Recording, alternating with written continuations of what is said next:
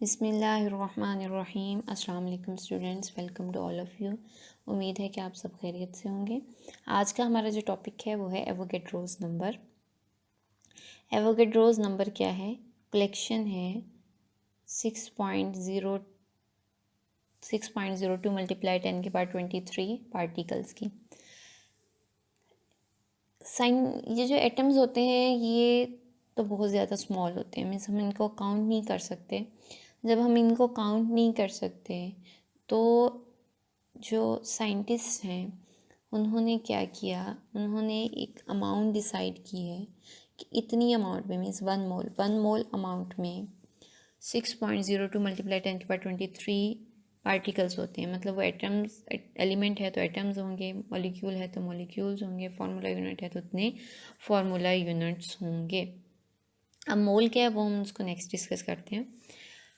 Avogadro's number क्या है? Collection है इतने पार्टिकल्स की। मतलब अगर हम किसी भी सब्सटेंस के इतने पार्टिकल्स लेंगे तो वो इक्वल होगा एवोगैड्रोस नंबर के, वो इक्वल होगा 1 मोल ऑफ द सब्सटेंस के। इसको रिप्रेजेंट करने के लिए सिंबल है Na। तो 6 पार्टिकल्स का मतलब मैंने आप जैसे बताया कि क्या होगा, नंबर ऑफ एटम्स, मॉलिक्यूल्स या फिर फार्मूला यूनिट्स, उसको क्या कह देते हैं? Avogadro's number. और ये इक्वल होता है 1 मोल के। और सिंपल सब्सटेंसेस में जैसे वो कहते हैं, सिंपल वर्ड्स में जैसे हम क्या कह सकते हैं कि एक डज़न एग में 12, एक डज़न में 12, किसी भी चीज़ की एक डज़न लें तो इसमें के 12 कंसिडर होता है। तो इसी तरह से अगर किसी भी सब्सटेंस का 1 मोल ले लें तो वो जो 1 मोल है वो किसके इक्वल होगा? 6.02 मल्टीप्लाई 10⁻23 पार्टिकल्स के। अब एवोगैड्रोस नंबर और इसके रिलेशन को समझने के लिए कुछ एग्जांपल्स दी हुई हैं। अगर इसका मतलब ये 6 पॉइंट, अगर इतने एटम्स कार्बन के ले लेंगे तो इसका मतलब है वो 1 मोल के इक्वल होगा कार्बन के। अगर 6.02 मल्टीप्लाई 10⁻23 मॉलिक्यूल्स ले लेंगे वाटर के, ये टाइपिंग एरर है, वाटर के मॉलिक्यूलर स्ट्रक्चर में एच नीचे आएगा कॉर्नर में, इक्विवेलेंट होगा 1 मोल ऑफ वाटर के। इसी तरह से अगर हम फार्मूला यूनिट्स ले लेते हैं NaCl के 6.02 मल्टीप्लाई 10⁻23, तो ये भी इक्वल होगा 1 मोल के। तो इट मीन्स दैट जो 6.02 मल्टीप्लाई 10⁻23 एटम्स हैं या एलिमेंट्स हैं या मॉलिक्यूल्स हैं, किसी भी आयनिक कंपाउंड के हैं, कोई कुछ भी है, मतलब एलिमेंट एटम्स हैं या मॉलिक्यूल्स हैं या फार्मूला यूनिट्स हैं, वो किसके इक्वल होंगे? 1 मोल ऑफ द सब्सटेंस के। अच्छा जी, अगर कोई मॉलिक्यूल हम ले लेते हैं, जैसे वाटर की यहाँ पे एग्जांपल दी हुई है।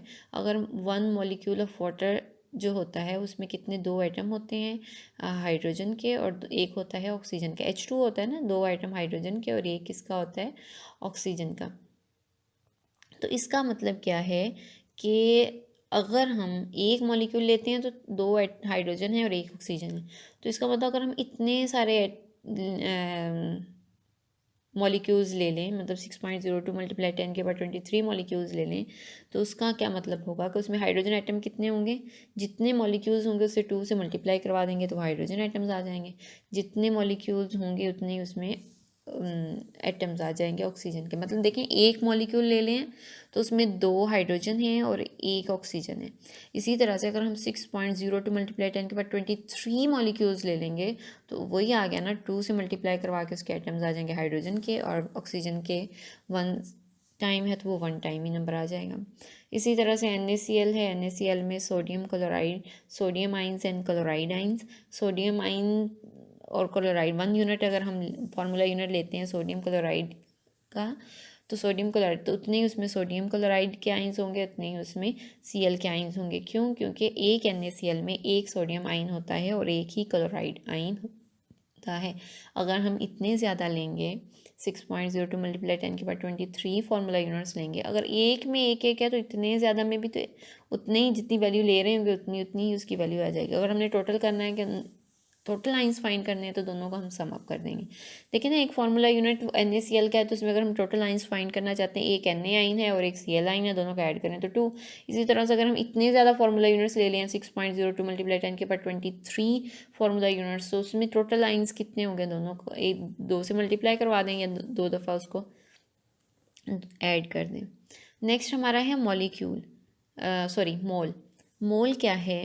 मोल अमाउंट है सब्सटेंस की, वो अमाउंट जिसमें इतने नंबर ऑफ पार्टिकल्स आ जाएं, कितने 6.02 मल्टीप्लाई 10⁻23 पार्टिकल्स हों, उतनी अमाउंट को हम कहते हैं मोल। अब हम आम रूटीन में हमें कैसे पता चलेगा कि मोल जो है, हम वाटर है, अगर वाटर फर्ज करें वाटर है या NaCl, हम कितना NaCl लें तो हमें पता चलेगा कि इसमें ये 1 मोल भी हो गया है और इसमें इतने ज़्यादा फार्मूला यूनिट्स भी आ गए हैं या फिर आइटम्स हैं या मॉलिक्यूल्स हैं। तो वो अमाउंट कितनी होगी, जितनी भी वो अमाउंट होगी वो इक्वल टू 1 मोल होगी। अब वो अमाउंट किस तरह से हम फाइंड करेंगे? वो अमाउंट फाइंड जैसे हमने last time molecular message find किए थे, जैसे NaCl है तो Na का एटॉमिक मास 23, Cl का 35.5, दोनों का ऐड करेंगे तो 58.5। तो अगर हम 58.5 ग्राम ले लेंगे NaCl का, तो इट मीन्स कि वो इक्वल टू होगा 1 मोल के, और वो इक्वल होगा उसमें 6.02 मल्टीप्लाई 10⁻23 फार्मूला यूनिट्स होंगे। इसी तरह हर कंपाउंड का या हर एलिमेंट का अपना जो उसका एटॉमिक मास होता है, उतने ही अगर हम ग्राम ले लेंगे तो इक्वल हो जाएंगे 1 मोल के। तो अगर हम कोई भी एटॉमिक मास है, फार्मूला मास है या फिर मॉलिक्यूलर मास है, इन सारे मासेस को अगर हम ग्राम में रिप्रेजेंट करें तो उसको कहते हैं मोलर मासेस। मतलब कि ये atomic mass, molecular mass and formula mass, इसको ग्राम में रिप्रेजेंट करने को क्या कहते हैं? Molecular mass. तो मोलर मास, मोलर मास की डिफाइन क्या होगी? The atomic mass, molecular mass and formula mass expressed in grams is called molar mass, or expressed in grams is called molar mass. ये मोलर मास की define हो जाएगी। और next है quantitative define of mole. क्या है? किसी भी एलिमेंट का जो भी एटॉमिक मास हो, मॉलिक्यूलर मास हो या सब्सटेंस मास हो, अगर हम उसको ग्राम में रिप्रेजेंट कर दें तो वो इक्वल होगा 1 मोल के। मतलब एटॉमिक मास जैसे हाइड्रोजन का 1 है, अगर हम 1 ग्राम हाइड्रोजन लेंगे तो इक्वल होगा 1 मोल के। इस तरह कार्बन का एटॉमिक मास 12 है, अगर हम 12 ग्राम कार्बन ले लेंगे तो इक्वल होगा 1 मोल के, और 1 मोल इक्वल होगा 6.02 मल्टीप्लाई 10⁻23 एटम्स के। नेक्स्ट इसकी एग्जांपल्स देख लेते हैं। जैसे कार्बन का दिया है यहाँ पे, कार्बन है 12 ग्राम है, 12 AMU उसका मास होता है, उसको हम ग्राम में रिप्रेजेंट कर लें तो ये इक्वल होगा 1 मोल ऑफ कार्बन के। इसी तरह से वाटर का है, वाटर के अगर हम 18 ग्राम ले लें तो वो 18 ग्राम इक्वल होंगे 1 मोल ऑफ वाटर के।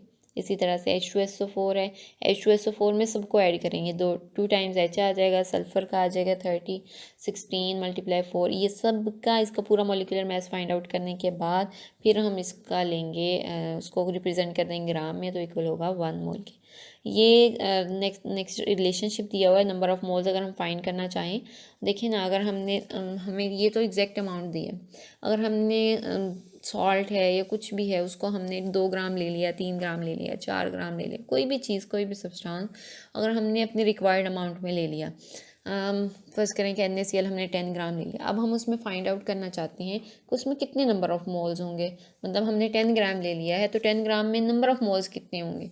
तो 10 ग्राम में नंबर ऑफ़ मोल्स फाइंड करने के लिए आपने क्या करना है, जितना आपने मास लिया है उसको टॉप पे रखना है, नाउन मास ऑफ सब्सटेंस जितना भी आपने लिया 10 ग्राम 20 30 जो भी, वो ले लेंगे टॉप पे और उसको डिवाइड करवा देंगे उस कंपाउंड के मोलर मास से। अगर NaCl का लिया तो NaCl का होता है 58.5, तो NaCl का जितना भी 10/58.5 करेंगे तो आपके पास नंबर ऑफ़ मोल्स आ जाएंगे। तो इसी तरह से जिस भी अमाउंट का लें उसको टॉप नॉमिनेटर में मेंशन करें, डिनोमिनेटर में उसका मोलर मास से डिवाइड करवाएं तो आपके पास आ जाएंगे नंबर ऑफ़ मोल्स। अगर वो कोई कह दे कि जी 2 मोल्स हैं हमारे पास, 2 मोल्स कार्बन है या 2 मोल्स ऑक्सीजन है या 2 मोल्स जो भी किसी भी कंपाउंड का 2 मोल्स ऑफ वाटर है, और बताएं उसमें कितना मास हमने लिया होगा कि वो 2 मोल हो जाए, तो वो सिंपल क्या करना है, जितने मोल्स हैं उसको मल्टीप्लाई करवा देना मोलर मास से। मोलर मास फाइंड आउट करने के लिए ज़रूरी है कि आपको क्या आते हो, एटॉमिक मासेस आते हो। एटॉमिक मासेस जब आपको आते होंगे तो फिर ईजी हो जाएगा उनको फाइंड आउट करना। अच्छा जी, ये नेक्स्ट फ्लो चार्ट है, इसको समझ लेते हैं। हमने पढ़ा था, ये एक किस्म की समरी है, ओवरव्यू है। हमने क्या पढ़ा था कि जो सब्सटेंस होता है, सब्सटेंस को हमने स्टार्टिंग अगर स्टार्ट करें तो मैटर हमने 2 टाइप्स पढ़ी थी मैटर की, सब्सटेंस और मिक्सचर। नेक्स्ट हमने सब्सटेंस की 2 टाइप्स थी, एलिमेंट और कंपाउंड। एलिमेंट जो होते हैं उनके होते हैं एटम। एलिमेंट में हमने पढ़ा था कि एलिमेंट क्या होते हैं, सेम टाइप ऑफ एटम्स। तो जब एटम्स हैं तो उनका क्या होगा, एटॉमिक मास। एटॉमिक मास को अगर हम AMU में होता है एटॉमिक मास, और उसको हम अगर ग्राम में कर दें तो वो क्या बन जाएगा, ग्राम एटॉमिक मास। और जितने भी ग्राम हम ले रहे हों वो जितने भी ग्राम एटॉमिक मास बनेगा उसको उसमें कितने एटम्स होंगे, 6.02 मल्टीप्लाई 10⁻23 एटम। इस तरह से हम कंपाउंड पे आ जाएं। कंपाउंड में क्या हो सकता है, molecular mass, formula mass. Molecular मास किसका होगा, मॉलिक्यूल्स का, जिसको हम मॉलिक्यूलर जिसको जो ऐसे कंपाउंड जो शेयरिंग से बने हो, कोवलेंट बॉन्डिंग से बने हो। और फार्मूला मास किनका होगा, आयोनिक बॉन्डिंग, मतलब आयोनिक कंपाउंड्स का। तो अगर हम मॉलिक्यूलर मास को रिप्रेजेंट कर देंगे ग्राम मॉलिक्यूलर मास में, तो उसमें कितने होंगे, 6.02 मल्टीप्लाई 10⁻23 मॉलिक्यूल्स होंगे, और ये चीज़ किसके इक्वल होगी, 1 मोल के। इसी तरह से फार्मूला मास है। फार्मूला मास को अगर हम ग्राम में कर दें तो ये ग्राम फार्मूला मास बन जाएगा, और इसमें कितने फार्मूला यूनिट होंगे, 6.02 मल्टीप्लाई 10⁻23, और ये चीज़ किसके इक्वल होगी, 1 मोल के। ठीक है, उम्मीद है कि आप लोगों को समझ आ गई होगी। आज का हमारा यही टॉपिक है। इंशाल्लाह नेक्स्ट लेक्चर में नेक्स्ट टॉपिक के साथ दोबारा से हम हाजिर होंगे। आज के लिए इतना ही। अल्लाह हाफिज़, फ़ी अमानिल्लाह।